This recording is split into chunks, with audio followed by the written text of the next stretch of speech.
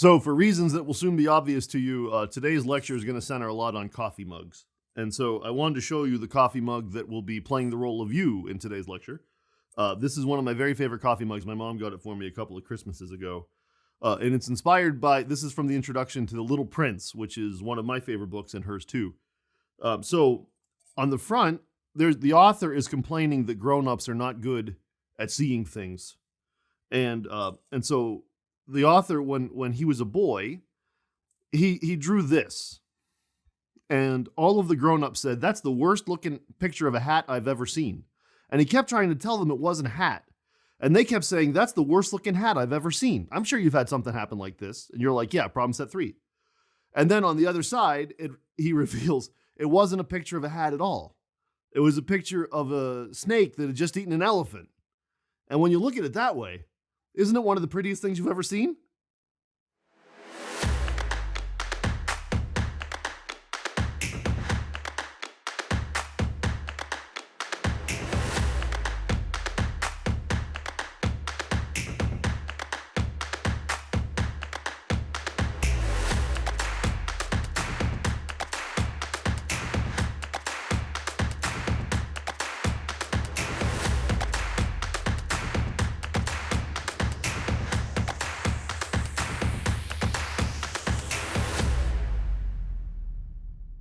Hey everybody, welcome to PS 231.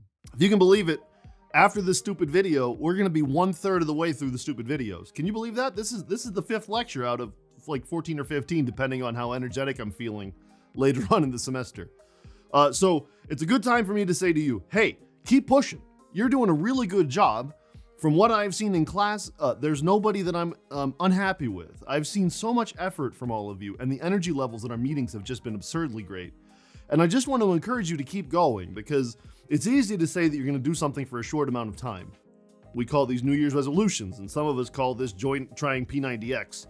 But there's a phase where you begin to hit that wall, and I'm sure it's happened for some of you. And what goes past this wall, this current wall that you're experiencing, there's some really cool stuff past it. And that's easy for me to say, and you're like, yeah, there's no way that's actually true. But I hope that today's lecture is actually enough to convince you that the first 4 weeks, which are so abstract and so seemingly inapplicable no matter how hard I work at it in the problem sets, I hope that today's lecture will be something that shows you that this wall is one that's worth running directly through. And I have a lot of faith that you're going to run right through it. So up to this point, we've been thinking about an individual decision maker, right? So in week 2, we talked about how an individual decision maker has preferences or makes choices over some certain set of alternatives. And then in week 3 and week 4, we spent some time talking about how that same individual isolated decision maker makes decisions among risky alternatives. These are what you might call decision theoretic notions. It's the study of how individuals make decisions. But this isn't a class in decision theory. If you're interested, go take a class in decision theory. That might be in the psych department. It might be in the econ department. I'm sure that there are a couple different decision theory classes out there, but that's as far as we're going to be going with individual level decision theory, because this is a class in game theory. Politics is the study of, oh, that's a good question. But it seems to me that there aren't a whole lot of politics in Robinson Crusoe's world where he's living all by himself on a desert island, right? So politics require that we talk about multiple people. That seems like a necessary condition for our enterprise. And so weeks 2, 3, and 4 haven't helped us in that regard. So we need to take our theory and begin to think about what it looks like when we're thinking about multiple decision makers. Now, weeks 6 through the rest will be about strategically embedded decision makers. So multiple decision makers embedded in some strategic environment. This week, however, is just designed to be sort of a transition that highlights a couple of really important notions along the way. In particular, I want to take some of the logic of the last problem set, your 4th problem set. I want to take some of what you learned there and talk a little bit harder about bargaining. What is bargaining? You can pause the video if you need to. I mean, what makes bargaining bargaining? How would you know a good bargain when you saw one? How would you know a bad bargain when you saw one? How could you compare 2 good bargains and evaluate them on some metric, like, do you think they seem like a fair bargain among the interested parties? We tend to think about bargaining as an important part of politics because we see things as sort of constant sum among competing parties. It might be two political parties that are deciding how to hammer out the budget for the year. It might be a plaintiff and a defendant. It might be two countries deciding what sort of 5G network to choose. It might be two firms that are trying to figure out how much of their output to create. There's all sorts of different strategically embedded environments where the interested parties don't really see eye to eye. And a lot of political processes are designed for navigating that tension. So what does that tension look like? How can we understand that tension? How can we evaluate some of the normative properties of that tension? And then how can we apply that tension to something political that we've seen on the news or something? And that's really the goal for today's lecture, is just to show you what bargaining looks like, come up with a definition of what makes bargaining bargaining, introduce a normative criterion for how to evaluate outcomes among competing parties, and then to show you what that might look like in a legislature. So that's what's living on the other side of this wall, and I want you to run directly through that wall. I will do everything in my power in an extended metaphor sense to put in a door and create a hinge and do everything I can to help you get through that wall, but ultimately it's up to you to run right through it. And once you get to the other side, you're going to see some really cool stuff that's at the very core of political processes. So I can't wait for you to get to see that. So let's get to it. In the A block, we'll talk about that normative criterion for how to evaluate outcomes among competing parties by introducing the notion of Pareto optimality. We'll see that there are certain kinds of outcomes among competing parties that are, in a sense, wait for it, good. Good. G-O-O-D, good. Normative criterion. This is not just a way for us to see how competing parties evaluate different outcomes, but also to see how we, as a third party, as the analyst, or perhaps even as some powerful person who has the ability to control outcomes, how do we evaluate which outcomes are the good ones and which ones are the not so good ones? Then in the B block, we'll try and link what we just learned about Pareto optimality to our notion of bargaining. We'll talk about what makes bargaining bargaining. Now, you might have some sense about what makes bargaining bargaining. You've probably haggled with somebody before. You've probably tried to haggle. It might have just been trying to get not so grounded if you did something wrong in high school or something. Or it might be that you've bought a car or something else where haggling really matters. One interesting thing about politics is it's the world where actors have enough agency to bargain. When you buy a house or when you buy a car or something really big where there probably aren't that many people that are interested in buying it, you can bargain. You can say, I'm not going to give you the full asking price for that house. You can say, I'm not going to give you the full asking price for that car, right? You can bargain, you can haggle. But in other places, you don't have that kind of agency. And so we're going to be focusing squarely on the political world where that kind of agency matters. We'll come up with a two-part definition of what makes bargaining bargaining. And again, we'll show you what that looks like in the context of the thought experiment picture that I hope will be something that gets indelibly etched into your mind, or perhaps even becomes a tattoo somewhere. Maybe not. And then in the C block, I want to give you an example about where a bargaining problem might come from, right? So it's all going to be pretty abstract with this thought experiment in the A and the B block. And you might be thinking to yourself, well, I can't think of a single world where something like the bargaining problem introduced in the B block matters. And you'll see pretty quickly that that isn't the case. There's bargaining problems all around you if you learn how to unearth them. And we'll unearth one in the form of a legislative bargaining problem, a very simple one that we'll revisit several times during the class. So this is going to be one of those classes that if it's going well, it shouldn't be too difficult. It should be pretty intuitive. And if I'm lucky by doing a better than mediocre job for once, then you might get a chance to see things a little bit differently than you did before. This is the sort of thing that's really good to sketch on a cocktail napkin and express to somebody if they don't fully understand the nature of some problem that's bothering them in your RSO or at your company, or even when you're just trying to figure out who has to cook what next holiday dinner you're at with your family. So there's a lot of bargaining processes once you see them, and I'm hoping that this is something that sticks in your head pretty well. That's the beauty of a fable, right? Can't wait to show you these. Let's get started.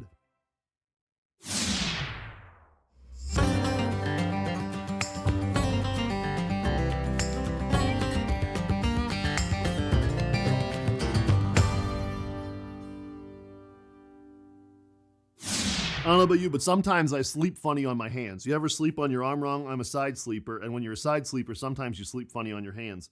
And I woke up and I had like numb hands. That happens to me sometimes. And so I don't know if the magic is in my hands right now. I've been trying to warm up, and I've only been going like 500. So let's just see how this goes. So here in the A block, we're gonna take two. So here in the A block, we're gonna,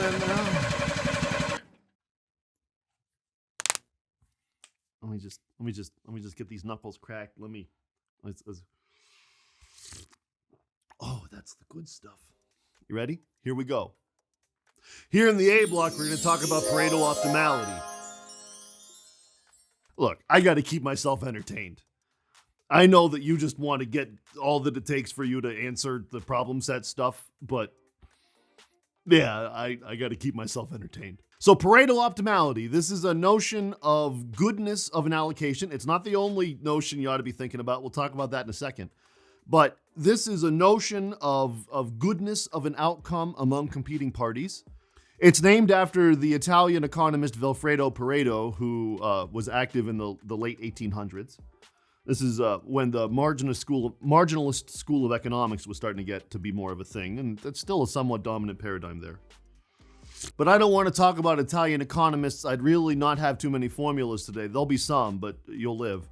Instead, I want to talk about a problem that you now have. And you're like, I got lots of problems with you. No. I'm saying I'm giving you a problem to solve, and we'll see how you do. So, as mentioned before, you will be playing the role of the very creative person. Right? So actually, that's not creative. You'll be playing the role of the very creative person. And just as an aside, the chances are excellent that you are far more creative than you think that you are. One thing that kills me is seeing people have their creativity stifled. And you have a lot more inside of you than you realize. And it's not, I mean, some of it's like, oh, you could write a poem if you wanted to, or you might be better at karaoke than you thought. But part of it's like, you can create things of value, you know? And I hate to see people think that they can't do that they're just there to perform a job. And maybe you are just there to perform a job, but you can create things along the way, you know?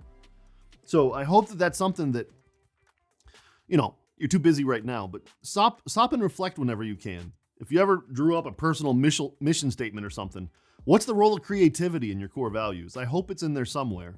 I'm going to try not to tear up. So you're the creative person, and right now you can, look at, call the Foley people because, that's as good as it gets. This is your mug, right? You're actually going to be the god of a world. And in this mug, there are 1 penny. 2 pennies. 3 pennies. 4, 5, 6, 7, 8, 9. 10 pennies. 10 pennies are in your mug. This is your mug, and there are 10 pennies in it. And your job is to figure out what to do with these pennies. Now, you don't get any happiness out of pennies. These pennies mean nothing to you. You're going to be somebody that is just sort of observing. You're going to be some benevolent god in some universe that has 2 people in it. 2 people who have a mug apiece. One of those people is me. This is the mug that represents me. You'll notice that it has an R on it. Some of you don't know this yet, but my name is Rob. And thus this R mug is the one that represents me. There's another mug, and that's the tiny C mug. And this is the mug that represents Chewy. You are the god of a world that has 2 people in it, Rob and Chewy. And Rob and Chewy want pennies. Chewy wants pennies in this mug, and Rob wants pennies in this mug. And your job is to figure out how to put the pennies into the mugs. And we're going to say that both Chewy and I are risk neutral so that we get happier at a constant rate as you give us more pennies. And in particular, we'll even say that the utility that I get for a given number of pennies is that number of pennies. So the utility of 0 pennies for me is 0. The utility of 1 penny is 1. The utility of 2 pennies is 2, and so on. And likewise for Chewy. His utility for getting 0 pennies is 0. His utility for getting 1 penny is 1, and so on, all the way up to 10 pennies gives him 10 happiness points. Okay, so you've got 2 risk-neutral people. This is just to keep everything super, super nice. Now, I want to talk about what it might look like to try to visualize your problem. You're what gets called a social planner in introductory examples. You are the planner. You are the person that determines how many pennies I get and how many pennies Chewy gets. Your job is to figure that out, okay? And in so doing, you're gonna be divvying the pennies that are in your mug. You're gonna take these pennies and divvy them into my mug and Chewy's. We're gonna hear a lot of clinks. Now, I wanna plot these 2 utilities, my utility and Chewy's utility. I wanna plot these in some space. So I'm gonna draw a 2-dimensional space, okay? On this axis, I'm gonna have how many pennies I have. I'm going to be the number of pennies on the horizontal axis. And I'm going to put Chewy over here. On the vertical axis is how many pennies Chewy has. And I want to talk about what the set of all allocations look like. And we're going to put the set of all those allocations into this space. So notice that as of right now, I have no pennies in my mug, and the same goes for Chewy. Okay? So Chewy doesn't have any pennies, and I don't have any pennies. This is therefore a feasible allocation. If you can imagine it like this, it's feasible. If you can imagine it like this, it's feasible. Okay? There's no pennies. And therefore, there exists the possibility that I have no pennies and Chewy has no pennies, which is 0, 0, which happens to live right here. Now let's think about what you can do with these pennies. Let's say that you are feeling sycophantic because you know that I control your grade, which don't even try. So what we're gonna do is we're gonna take pennies out of your mug, which I will now have off camera because, well, you don't know just how many things are happening off camera. There's a lot that you can't see. If you were so inclined, you could take a penny out of your mug and give it to me. Now I have 1 penny, and Chewy still has no pennies. Chewy has no pennies, and I have 1 penny. Okay? So that means that 1, 0 is a possible allocation, right? So 1, 0 is just 1 over from where we were before. You could give me a second penny. We'll see how many of those I can make in a row. Infinite monkey problems. Now I've got 2 pennies in my mug, right? So that means that another feasible allocation is this 2, 0. We're over 2 and we're not up any. 2, 0. You remember this. You could give me 3 pennies. You could give me 3 pennies. Now I've got 3 pennies in my nihilistic mug. Now I've got 3 pennies in my mug. There's 3 pennies in here. And there's 7 pennies here. And Chewy still has no pennies. So that means that 3, 0 is a possible outcome. 3, 0.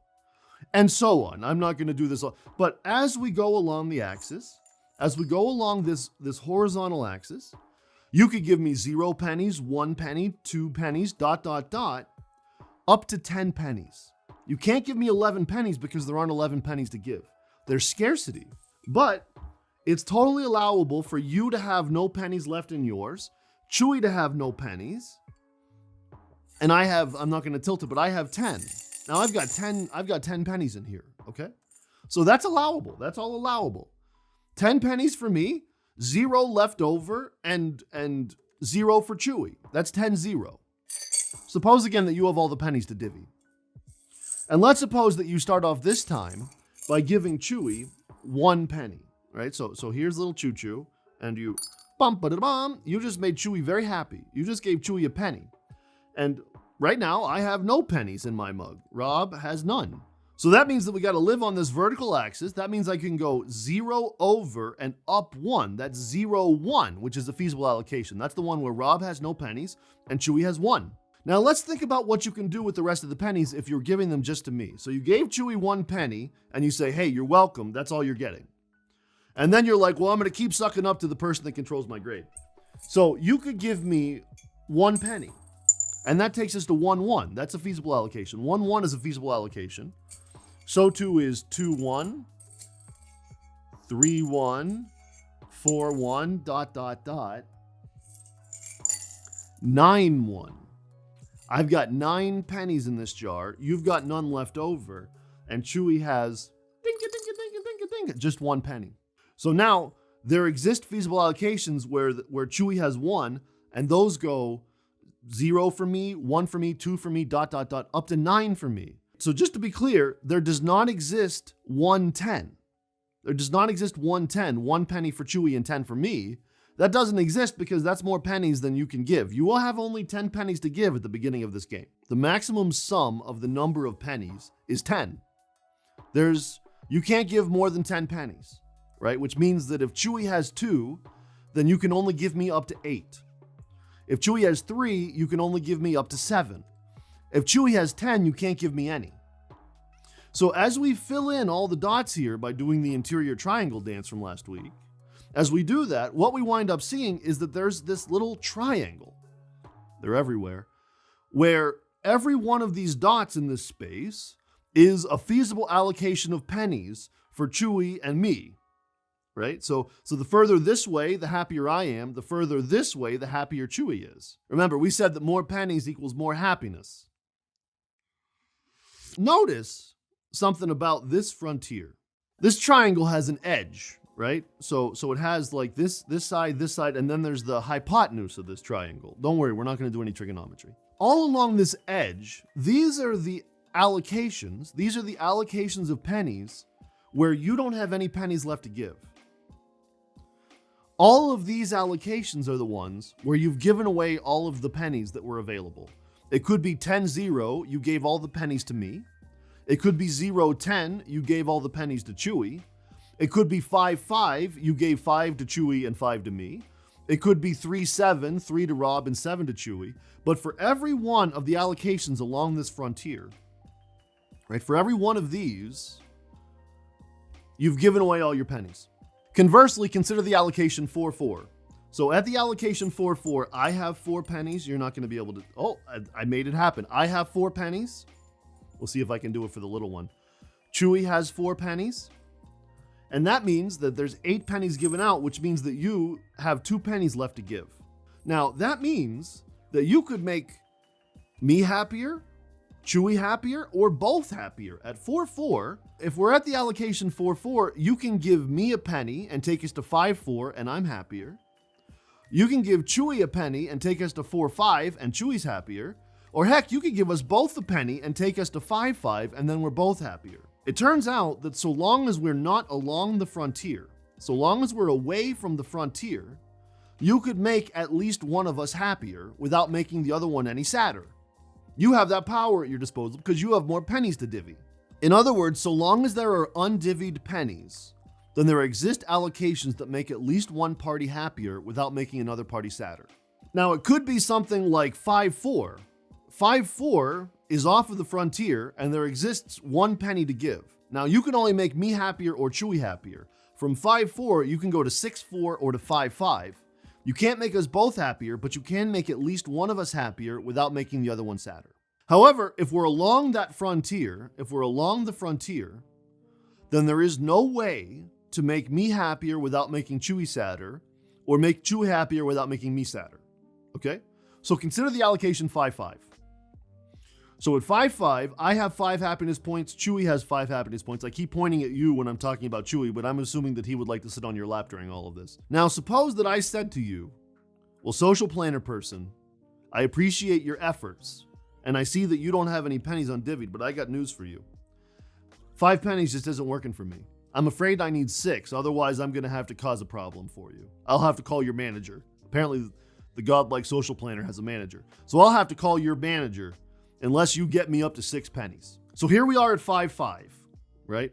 And you need to make me happier. You need to get me over to 6. We need to move at least 1 to the east. But do you see any feasible allocations this way? Because I sure don't. There are no feasible allocations right now where you get me to 6 happiness points. In order to get me up to 6, you got to call Chewy. And you got to say, Chewy, my little friend, I'm afraid that Rob is being a bit of a jerk and I need you to do me a solid. So even though you've got 5 pennies, I'm afraid that Rob needs 6. And if you don't give me a penny so I can give it to him, I'm afraid that he's going to have to call my manager. And I don't want my manager to get called. So could you please do me a favor? Take a penny away from yourself and give it to Rob. Or give it to me and I'll give it to Rob. If I say to you, you gotta give me 6, otherwise I'm gonna cause a stink, and we're at 5-5, then you have no choice but to come up to Chewy with your hat in your hand. In other words, if you want to take me to 6 happiness points, you have to give Chewy no more than 4.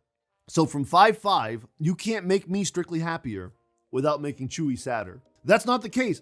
In the inside of the triangle, so long as we're not along the frontier, you can make at least one of us happier without making the other one sadder. There exist opportunities for win-win. There are win-win opportunities. From 4-4, 5-5 is a win-win. 5-4 is a win-meh, right? 4-5 is a meh win, but you can always find at least a meh win and oftentimes a win-win. There exist opportunities to make people happier so long as we're not along the frontier.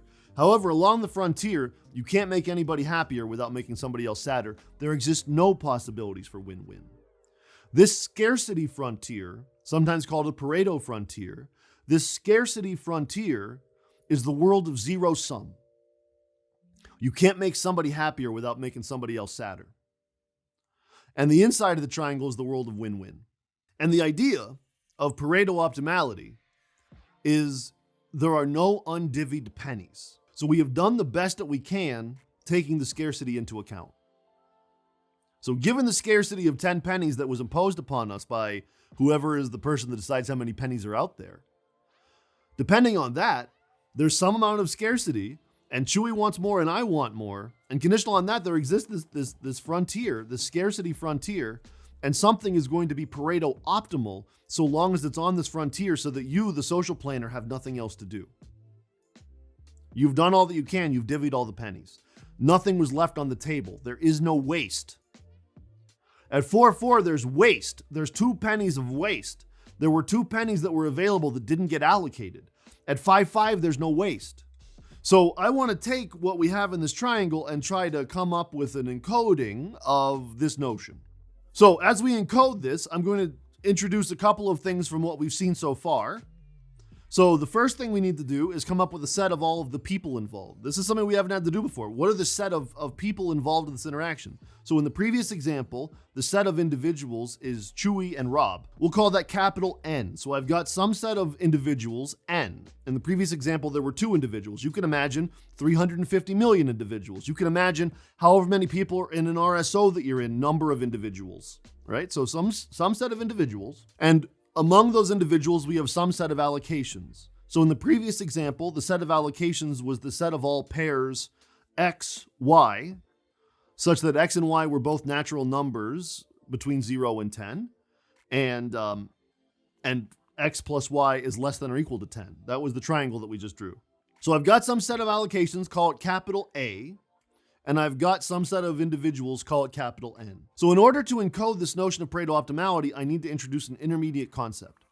So we say that some allocation little a in capital A is Pareto dominated if there exists some other feasible allocation, call it A prime, such that every individual in society has utility at least as high at A prime as they did at A.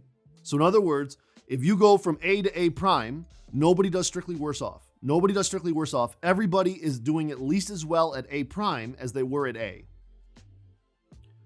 And for at least one individual, there exists some individual, call them J, such that individual J does strictly better at A prime than they did at A.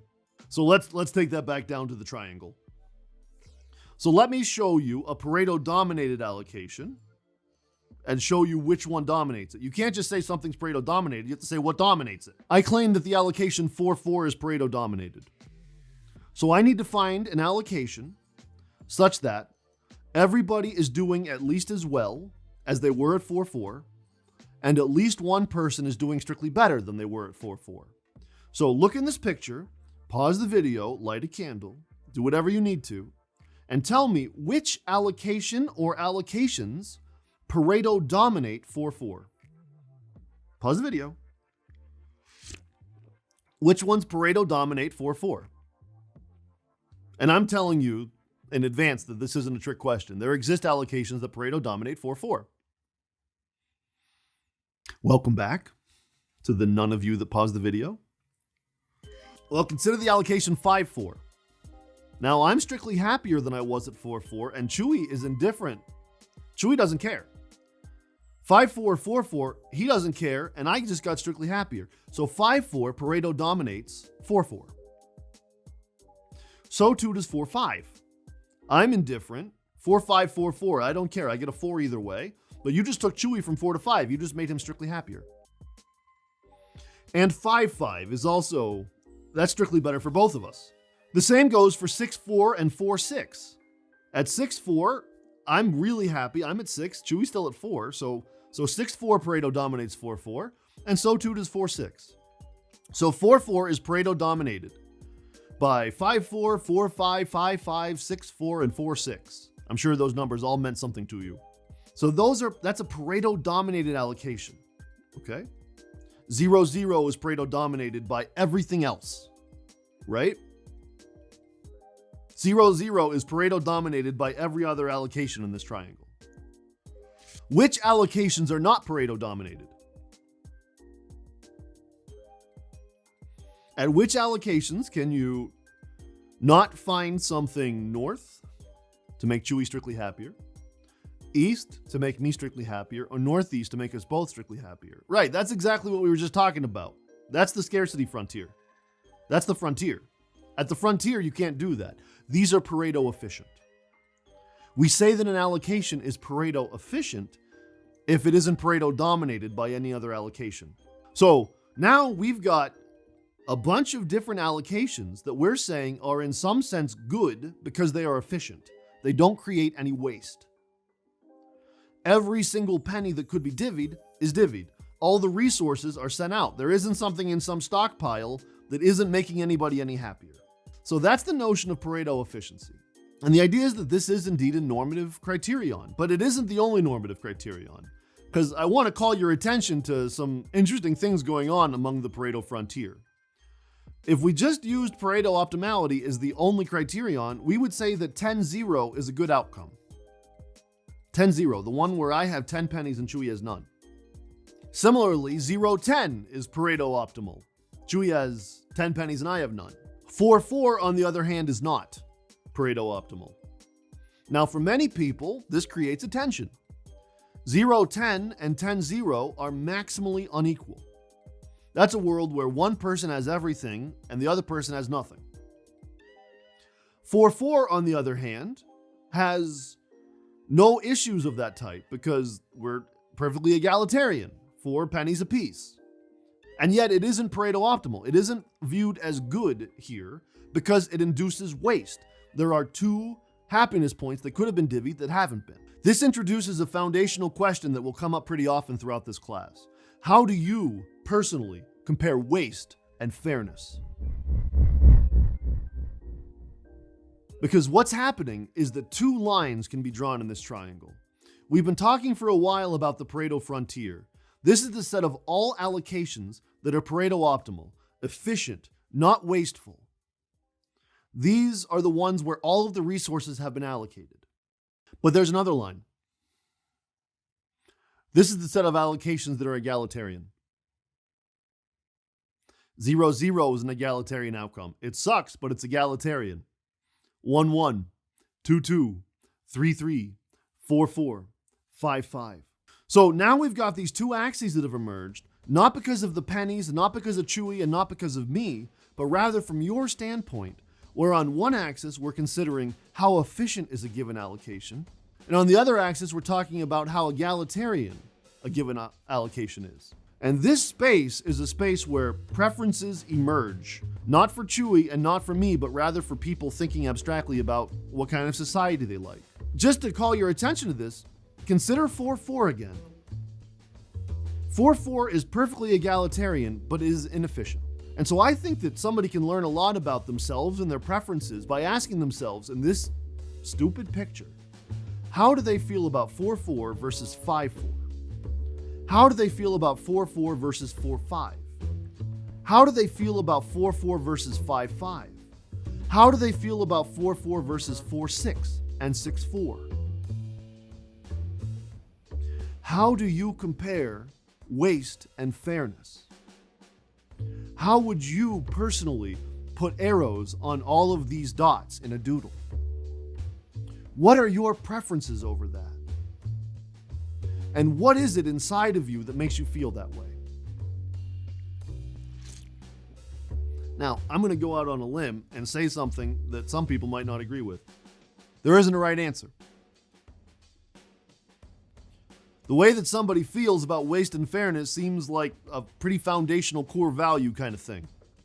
So if I tell you that I like 5-4 more than 4-4, that means that I'm saying in some sense that even though I've just introduced a little bit of inequality, I'm willing to pay for that in terms of having allocated more resources. If conversely you say, well, you know, I wish that 5-4 could happen, but I like 5-5 more than 4-4, but I don't like anything off of the egalitarian line, then that's okay too. There isn't a right answer to all this. It is provocative in the following sense. In most rudimentary market models, the allocated set of resources after the supply and demand have equilibrated after Adam Smith's invisible hand has happened, the first fundamental theorem of welfare economics tells me that that allocation will be Pareto optimal. However, we oftentimes wish to generate outcomes that are not Pareto optimal, but that are more egalitarian. That is the role of government, which is expensive. This is a view. And so 4-4 might be what happens after some government has been imposed. We paid 20% in taxes. And in so doing, we generate an outcome that maybe more people in society feel comfortable with. So just in this stupid triangle, there's a lot of insights, not just about me and Chewy and our pennies, but also about you and how you feel about how to weigh these competing normative interests. There is no silver bullet. There is no free lunch. Scarcity tells us that there will eventually come some point where you got to make a hard choice. And it's not easy. It's not easy to know. You have to sit and contemplate. You have to reflect. You have to see this as more than just a stupid triangle. You have to see this as a fable that's a laboratory for you to think through. I can't think of a single thing I'm going to show you in this class that's more interesting. And you're like, oh, I'm just going to drop then. I can't think of a single thing that is more important for you to think through than how you feel about these stupid dots in this stupid triangle that are giving me and Chewy stupid pennies in stupid mugs out of your stupid mug. It isn't about the mugs, and it isn't about the pennies, and it isn't about you or me or Chewy. It's about seeing it. And if you can see things this way, then I think that you stand a chance of navigating some of these really difficult trade-offs that exist everywhere if you look hard enough. And actually, we're about to see that there's a very particular way to envision how those trade-offs influence political processes. So over in the B block, we're going to talk about what makes bargaining bargaining. And just as a preview of coming attractions, it's related to what we were just discussing. I'm looking forward to showing you that. So let's head over there.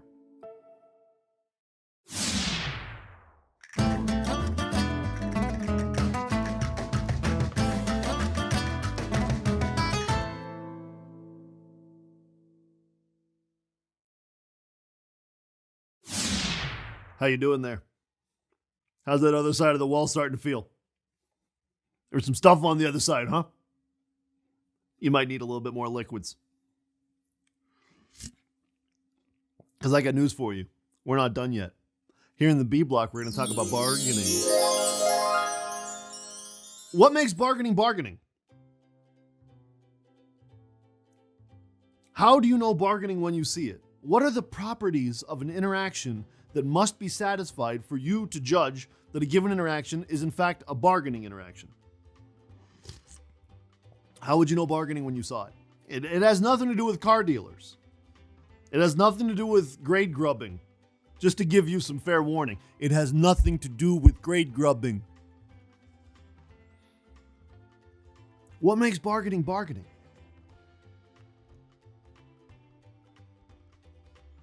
Because I'm going to tell you that there's two things that make bargaining bargaining, and it might be nice if you could think about what they might be.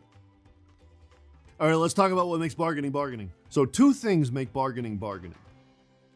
One, the parties have competing interests. So when you're bargaining with a car dealer, right, you say to the car dealer, you're asking 10 grand for the car, but I don't want to pay 10 grand. I'll pay 9 grand.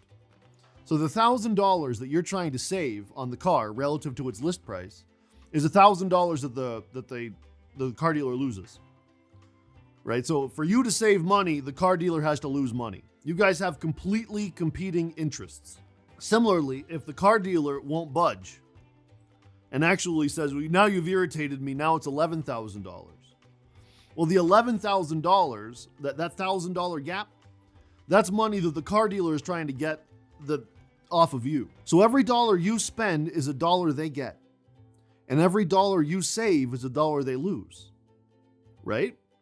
So in other words, we have competing interests. We have completely competing interests. There are no opportunities for win-win. Wait, we talked about that? Did we just talk about that? We just talked about that. So let's try and draw bargaining as we go here. So let's just imagine that we have a space. And let's just say it's two-person bargaining right now. And let's say that we've got my happiness on this axis, and we'll say that we've got your happiness on this axis. So I'm the car dealer and you're the car buyer. Okay? You're trying to buy a car, I'm trying to sell a car. When I say to you that we have competing interests, no opportunities for win-win, what does that mean? Well, that means that I've got to draw another frontier. So instead of drawing the frontier as a straight line, I'm going to draw it a little bit curvy just to show you that that's allowed. So actually what happens is, if we're risk neutral, as we were in the previous example, you get a straight line. If we're risk averse, you get a bendy outward one. And if we're risk acceptant, you get a bendy inward one. So let's say that we're strictly risk averse. We have concave utility functions. We have diminishing returns. Okay? So imagine that gives me this bendy frontier, but this is a Pareto frontier. This is a Pareto frontier because at every one of these allocations, we can't make me happier without making you sadder. And we can't make you happier without making me sadder. Just imagine if I could use both hands. If I could use both hands, this would be easy. But so in other words, the entry point for a bargaining problem is the establishment of a Pareto frontier. Without a Pareto frontier, we're not bargaining, because if we're south of a Pareto frontier, that means there exist opportunities for win-win.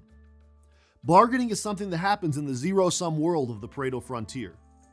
Every dollar that I save is a dollar that you lose. Step one of a bargaining problem is draw a Pareto frontier, because otherwise we don't have this core essential feature of bargaining, which is that the parties have competing interests. It might be pennies for pennies. It might be utils for utils. So that's step one. Is we have a Pareto frontier. That's it. So another thing that makes bargaining is the fact that disagreement is costly. So if you go to buy a car and I'm selling it to you, and then we fail to make a deal, we're haggling. We might haggle all day. And then end of business comes and we can't haggle anymore because you have to go home and do your problem set and I have to go home and play Assassin's Creed. Then we fail to reach an agreement, which means that when I get home, Chewy's like, well, how many sales did you make? And I'm like, none.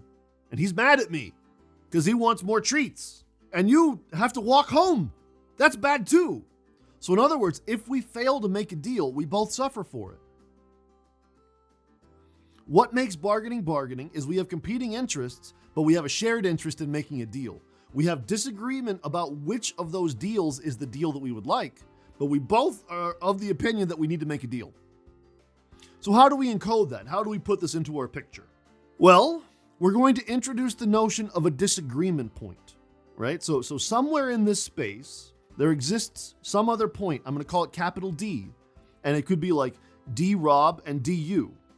Right? So D-Rob is how far over this way the disagreement point is, and DU is how far up the disagreement point is.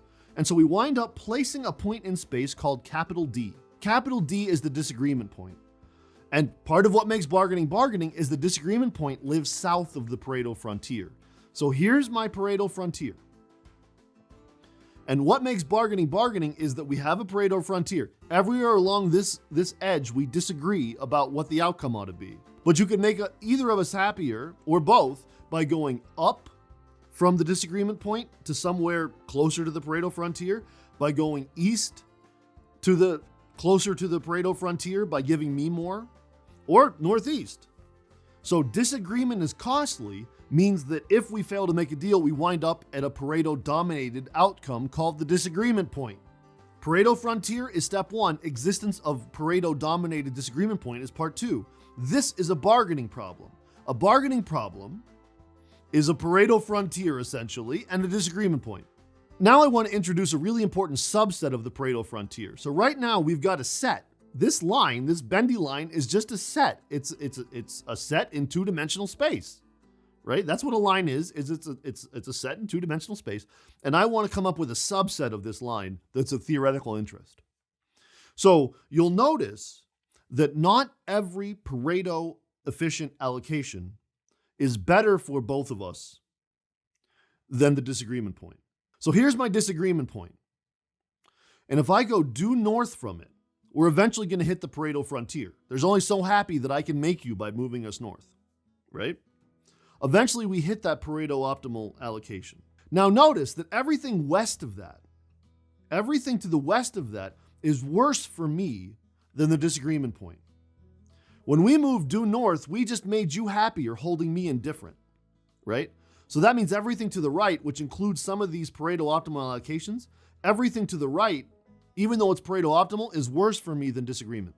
So in other words, If you offer me some settlement, some Pareto optimal settlement that is east of the disagreement point, I'll say, you know what? I don't need to sell the car that bad. I can try to sell it tomorrow. The same goes for you. If I just draw a line due east from the disagreement point, I'll eventually hit the Pareto frontier, and everything south of that along the Pareto frontier is worse for you.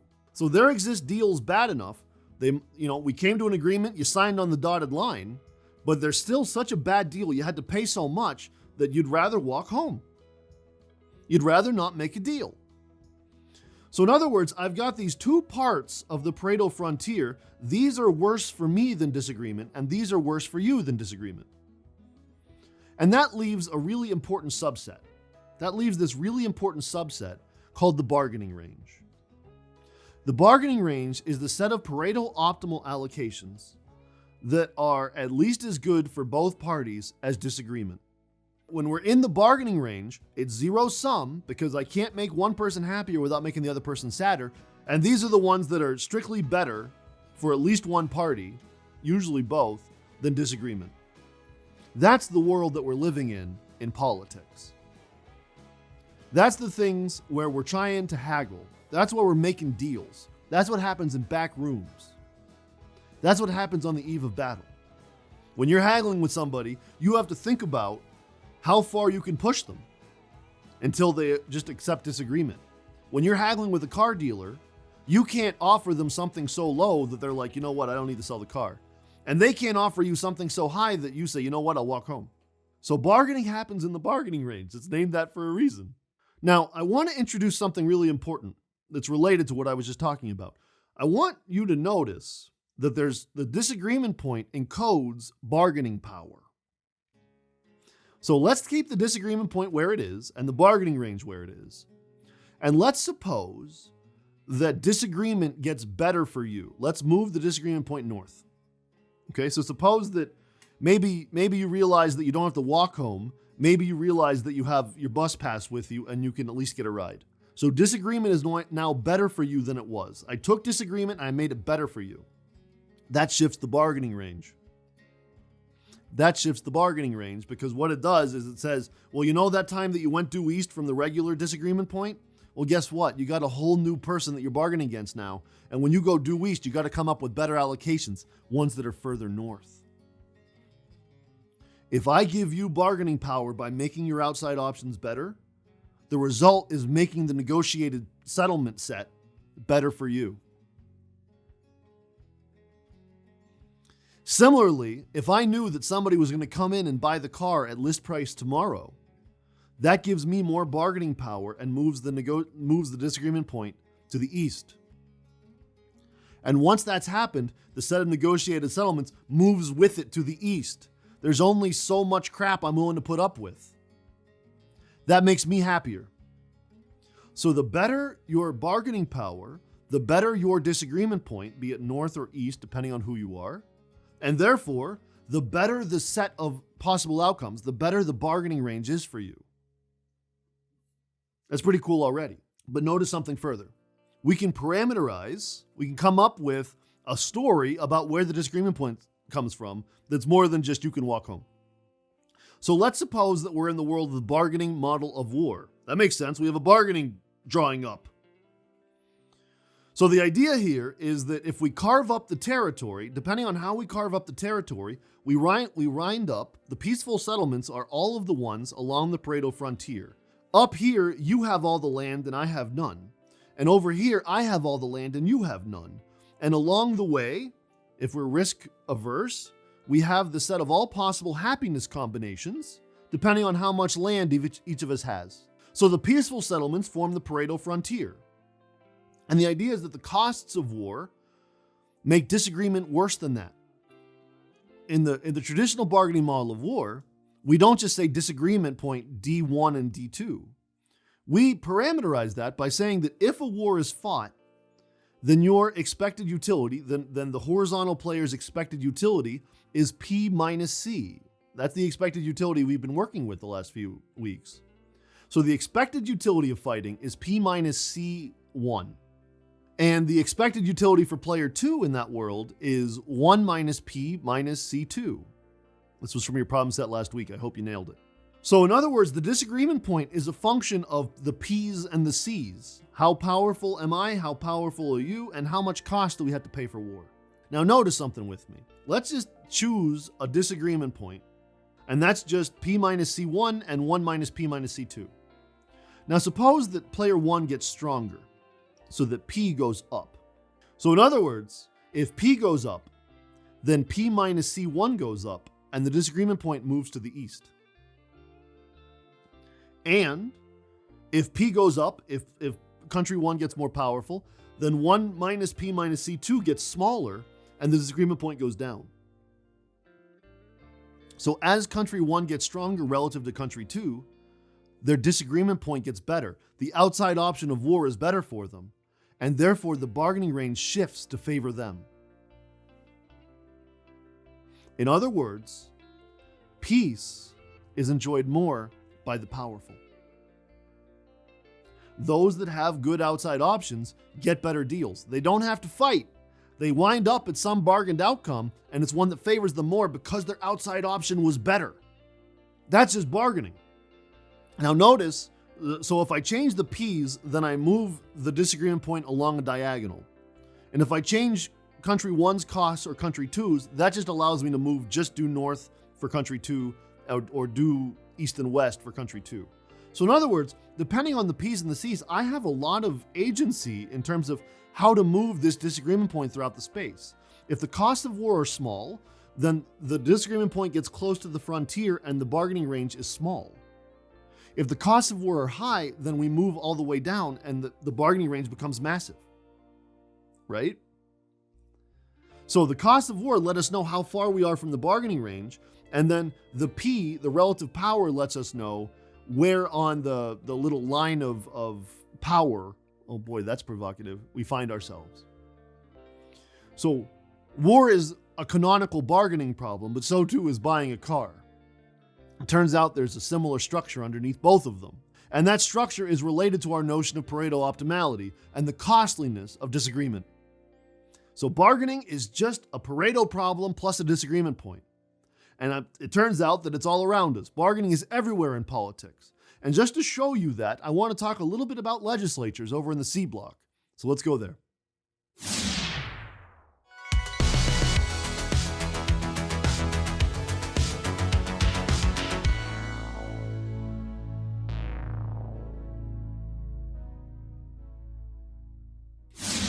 Now, things up to this point have been predictably abstract, and I thought it'd be fun for us to talk our way through a legislative example. So, we're going to be introducing some of the raw rudiments of a model we'll be revisiting throughout the class in terms of the way the legislatures might play out. So, the first thing that I want to introduce for our example is the notion of an ideological space, right? So I'm going to say that we have a real line that represents the possible ideological positions that one could have, okay? So in other words, like you could go really far to the left, and that might be what you call leftist policies, and you can go really far to the right, and that might be what you call rightist policies. I'm not going to go too deep into this, okay? So in other words, you have this intuitive notion that there are people that are far left and people that are far right, okay? That's as far as I'm going to go. I'm sure that you'll agree with me that in many contexts there's something like that going on, particularly in the American context where we typically think about usually just a single dimension. And you can explain a whole lot of like voting in legislatures in the United States with a single dimension, actually. Liberal, conservative. Now, the idea with this space, this is going to be a spatial model, which means that a given person, a given individual that lives in our space, we're going to learn about how happy they are about a given outcome or a given proposal by how far that proposal is in space from their ideal point, okay? So in other words, let me just introduce a random player. We'll just call them person I. And the idea is that person I has some favorite policy. Person I has a favorite policy. Let me just mark it right here. Person I has a favorite policy right here. This is person I, individual I. Could be a senator, could be a legislator, could be anybody. They have a favorite policy and it's right here, okay? Now, in order for me to encode that this is their favorite policy, I'm going to introduce a utility function that says, okay, this is their favorite point. I'm going to call it xi hat. Hat means it's their favorite. Throughout, that's the usual notation, is like xi hat is individual i's ideal point. So here's xi hat, and we need to come up with a function that is best at xi hat and gets worse as we get further from it. Right? So the idea is we want them to be maximally happy right here, and then they get sadder and sadder and sadder as we go further and further away from the ideal point. Close to their ideal point, they're still pretty happy. Far from their ideal point, now they're pretty sad. Straightforward, right? There's a couple of different ways to do it, and some are easier than others, but because we're not going to be doing any calculus in this class, let's just go super duper simple. So I'm going to say that individual i's utility, given their ideal point, x hat I, is the negative absolute value of any given policy minus their ideal point. So in other words, how far is your policy from the ideal point, and then negative so that further is worse. So if your ideal point was exactly 0, then a policy of ideology 1 would give you -1 happiness points because it's negative 1 minus 0, which is just -1. And the same goes for -1. So there's a symmetry that we've imposed so that, erring to the left is the same as erring to the right. You could relax that if you wanted to, but we're just trying to keep stuff super duper simple. Close to your ideal point, good. Far from your ideal point, bad. And the idea is that every individual that we worry about in a spatial model has that intuition. They want to be close to their ideal point. They want to try to get through policies that are close to their ideal point. Sometimes you hear it called a bliss point, which I think sounds very nice. Oh, I'm drinking this wonderful tea. Oh, how blissful do I feel? But ideal is pretty good too. So now that we have a notion of what an ideal point is, we can think about what people with 2 different ideal points might be thinking through while they're in the legislature, okay? So I'm going to say that there are 2 individuals that we care about. Maybe that's somewhat predictable. And in the traditional story underneath this model, one of them is a proposer, and the proposer lives over here. So the proposer is going to have a chance to make some proposal. We'll be talking about the nature of that decision moving forward. They can come up with a bill that gets them somewhere closer to the ideal point than some of the other alternatives. They're trying to take advantage of their procedural power. They are a proposer, okay? And we'll say that there's some decisive voter, V, and we'll put them over here. So we've got a P and we've got a V. The proposer lives over here and the voter lives over here. So the proposer is to the left. The proposer is more liberal than the voter, okay? And we're in this whole spectrum. Notice that each of them has absolute value utilities over the ideological space. Okay, so I can just draw these little lines underneath both of their ideal points. Straightforward so far. Now let's think about this space. I want to partition the space into places that are good for both of them, places that are bad for both. Let's see if we can think this through a little bit just before we get too far. So suppose that we had a policy that was further left than the proposer. So we got a policy, then the proposer, then the voter. Well, in that world, you could make both parties happier by moving to the right. You would make the proposer happier and you would make the voter happier. Any proposal, right, that was still short of the proposer's ideal point would be strictly better for both parties. You'd be moving closer to both ideal points, right? And the same goes if we're further to the right than the voter.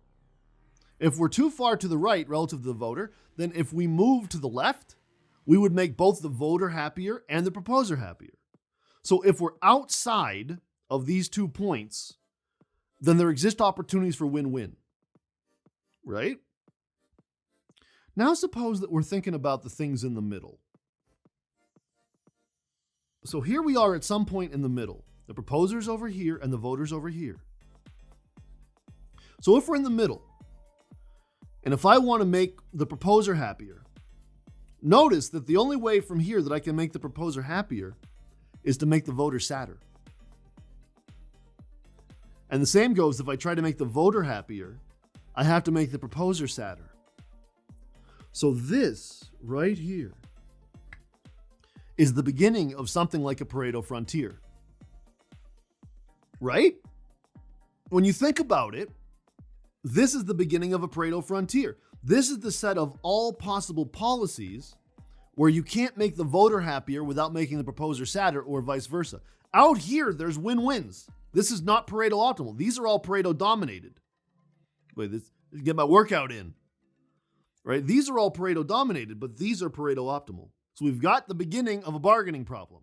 So I'm just going to begin by putting this into a space like we had before. And notice that we've got linear utilities, right? So I get unhappier at a linear rate. I've got constant returns to scale again, which means that we're just going to be drawing just a regular triangle like we did in the A block. So we can be exactly at the proposer's ideal point so that they have 0 happiness points. We can be exactly at the voter's ideal point so that they have 0 happiness points. Or we can be anywhere along the frontier so that they both have some negative amount of happiness, but it's Pareto optimal. You couldn't make one happier without making the other one sadder. So now for us to finish the bargaining picture from here, we need to think about disagreement. Well, we haven't really talked about what would happen if the proposer failed to make a proposal that the voter liked. Right? So the decisive voter, the idea is you have to make a proposal that the voter prefers over some other outcome. Right? So we'll say that there's a status quo policy. We'll say there's a status quo policy.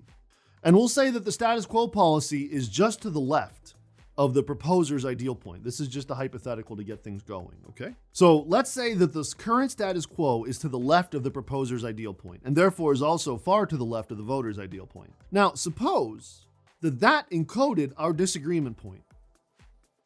So disagreement here isn't too bad for the proposer because it's close to their ideal point. And it's pretty bad for the voter because it's far from their ideal point. Okay? So let's think about what that would mean in our bargaining space. Well, if that's the case, if we're pretty close to the proposer's ideal point, then we would expect the disagreement point to be pretty far east. It's still not Pareto optimal. It's not Pareto optimal because there's win-win opportunities on the outside, right? But it's still pretty good for the proposer and not so good for the voter, right? It's far south and far east. Therefore, the bargaining range favors the proposer and anti-favors, disfavors the voter. And as we get further and further away from the proposer ideal point, as we go further and further to the left, well, that makes them both unhappy at the same rate. So in other words, this is about as interesting as we're going to get in terms of the proposer. This is roughly, qualitatively speaking, this is what it looks like when the proposer is doing well and the voter is doing badly. In terms of the status quo, in terms of the disagreement point. And so we would think that the proposer would propose something that does pretty well. It gets us to the bargaining range, which happens to favor them right now because we're pretty close to their ideal point. And the whole thing works in reverse if the status quo is to the right of the voter's ideal point. Now we're closer to the voter than we are to the proposer. It's not Pareto optimal because there's opportunities for win-win, which means that it's south of the frontier. And now we're favoring the voter and not the proposer. Right? And so we would expect the bargained outcomes to be ones that favor the voter and not the proposer.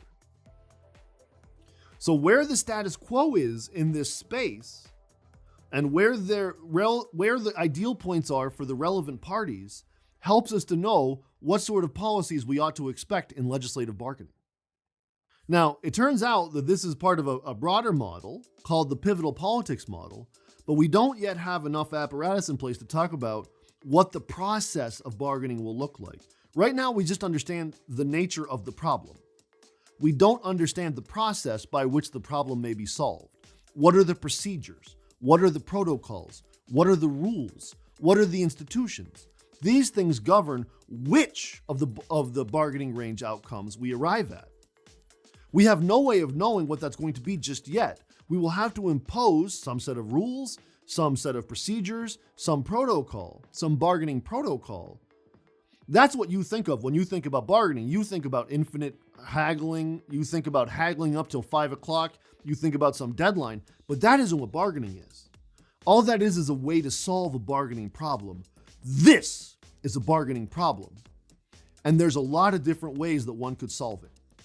Some of those solutions yield bargaining range outcomes that favor one party, and some of them yield bargaining range outcomes that favor another.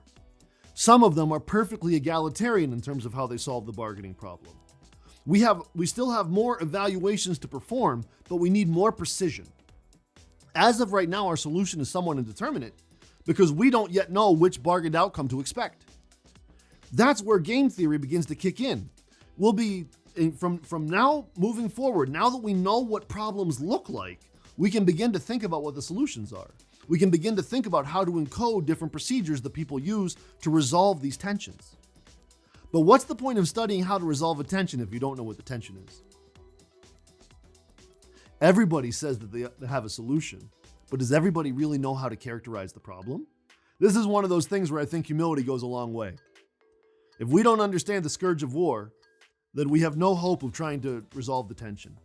If we don't understand the problem of gridlock and legislative bargaining, we have no hope of trying to resolve the tension. The problem comes first, and then come the solutions. I hope that that's something that resonates with you, because it seems to me that everybody thinks that they know what to do, but nobody even knows what they're trying to do. One of those seems necessary for the other, wouldn't you say? So this pivotal politics model is going to be something we revisit very often, but put a pin in this. Remember this part, because for those of you that are interested in how certain outcomes happen, this is going to be the simple, nice space that we're going to live in. And for those of you that are interested in where wars come from, this is the nice, simple space we're going to be living in. This is our Mr. Potato Head doll for understanding the tensions that arise from bargaining.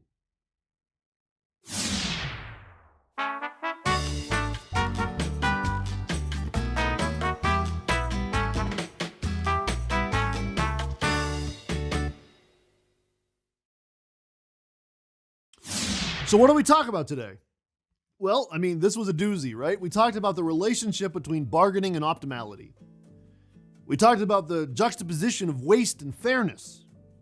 We talked about how to think about how processes work and also how we might evaluate their outcomes. And we saw that the problem of evaluating outcomes is multidimensional. Other than that, it was a pretty boring lecture, I'd say, wouldn't you? Oh wait, no, it wasn't. We actually talked a little bit about legislative bargaining. No, this was a pretty good one. This is one of my favorite lectures to give, if it isn't obvious. I think that there's a lot of really interesting tensions, and it's one of those opportunities to show you the beauty of trade-offs, even if they're so frustrating to us. There's a lot of interesting things that happen underneath the world of trade-offs that we live in, the world of scarcity that we live in, the world of bargaining that we live in. But that tension is foundational. You're not going to be able to get around it. You're going to have to bargain with a friend sometime. You're going to have to bargain with a significant other. Hell, I have to bargain with Chewy to get him to come back inside every time he takes a Bargaining is everywhere. And if you're not prepared for it, then you're going to lose. Your disagreement point's not going to be too good because you're not going to know how to navigate the trade-offs. Now, some of those are seemingly trivial, like the ones I just mentioned, but some of them are not so trivial, like war or legislatures. And heaven forbid, you might have to make a decision that weighty, whether it's for everybody in some given society or just for you. In other words, we can talk about seemingly trivial interactions, like buying a car or getting your dog to come back in after they took a shit.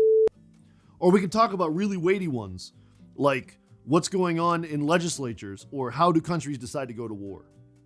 What's interesting is this shared language of bargaining and optimality allows us to scale down to seemingly unimportant things and up to seemingly really important things. In other words, this is one of those things that's so far around us that we barely even notice it.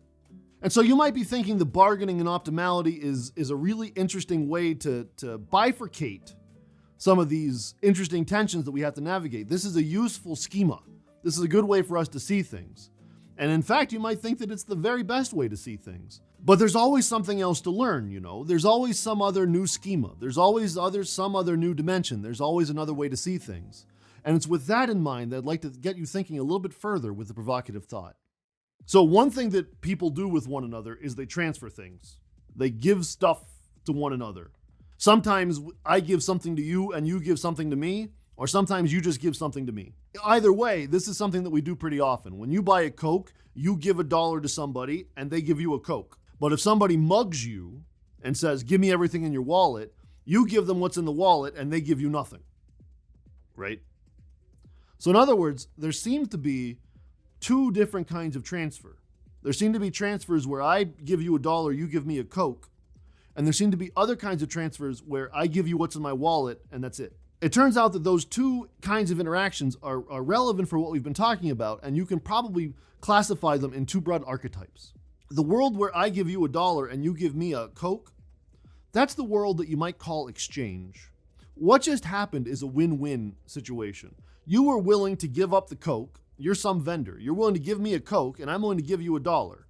Now you have $1 that apparently you value more than the Coke, and I have a Coke that apparently I value more than the $1. We are now both happier than we were because we traded. That win-win world is very important, right? That's the world of exchange. That's the world where things are a little bit happier. This is the world that liberal thinkers, and liberal in a little L sense, tend to live in, right? This is an optimistic kind of world where we can find better outcomes from where we are. Oftentimes we study how preferences aggregate in markets, and we see that in markets we wind up with Pareto optimal outcomes, as was mentioned a couple of blocks ago. So there's an interesting thing that happens where we have a win-win, we find our way to a Pareto optimal outcome, and we do so by exchanging things with one another. That's the world of exchange. It's the world of win-win. Typically, and this isn't the case as much as it used to be anymore, but that's the world of economics, right? The study of markets. How do we trade with one another? What's the role of finance in all that? Do we need some mode of transfer that is peaceful? Do we need money for that? So there's a lot of different wrinkles in the traditional, again, sort of liberal world of win-wins, exchange, markets, all that sort of stuff to try to get us to some efficient outcome. Now, the world of the mugger, where the mugger comes up to you and says, hey, I have a gun, you give me all the money in your wallet. That doesn't seem so exchangey to me because I am now strictly sadder than I was. Now I have nothing in my wallet and I didn't get anything for it. I didn't get anything for it. Relative to where I was before you threatened me, apparently you're a mugger now. Relative to where I was before you threatened me, I'm strictly worse off. Now I have nothing in my pocket, and you're strictly better off because you have what was in my pocket. Every dollar that I lost is a dollar that you want. Now, we didn't bargain like in a legislature or in a war. There was no bargaining. I didn't haggle with you as a mugger. Please never haggle with a mugger, okay? So I didn't haggle with you, but we wound up seeing a bargaining problem because disagreement was costly because I would have died or something. And we're in a situation where we had competing interests. This is the world of conflict. Conflict. A mugger is conflictual. In legislatures, there is conflict. Before wars, there is conflict. The world of bargaining is the world of conflict. It is the world of where inefficiency matters, where we are scared of what happens if we fail to agree. We are scared. It's a world of fear. It's a world of politics. That politics can be a mugger, it can be a legislature, it can be a war, it can be a million other things. But the world of conflict is the world of zero sum. The world of politics and oftentimes political science. It's the things that political scientists tend to find the most interesting is how we resolve the tensions of conflict. So in other words, that we've got a somewhat liberal world of win-win exchange, trying to find our way to efficiency, and we've got a zero-sum world of conflict. The political relative to the economic. As best as I can tell, those are the two modes of transfer. And we saw in the picture that that's a way that you could partition the set of outcomes. You could partition the processes into those that generate, that are sort of happier, win-winny sort of things, and those that are sadder, more conflictual. So I think this is a reasonable way to think about things. So one interesting question is, if we have the economic world of exchange and win-win, the liberal world, and we've got the political world of conflict and zero sum, the realist world. And then we know that there's some field called political economy, which is sort of how I identify myself. I sort of study something that you might call political economy. What does that mean for this world? Do we think of conflict and exchange as separate? It's an either or? Or do we think of conflict and exchange as things that can go together? You could have an and. There's some interaction that is both conflictual and exchangey, both political and economic, both liberal and realist. That's a hard question. There isn't a right answer. I know that because I've been thinking about it for 10 years. How exchange and conflict go together is so foundational that you have no choice but to feel humiliated in the face of it. It's a problem so wicked that you have no idea about how to solve it. Because we just saw that it's very hard to think about conflict appropriately. And you can imagine, and those of you that suffer through a micro class could tell you, that it's very hard to think about exchange in a rigorous and principled way. It's hard enough to separate them. So how do we resolve that tension, not between two parties, but between two modes of transfer?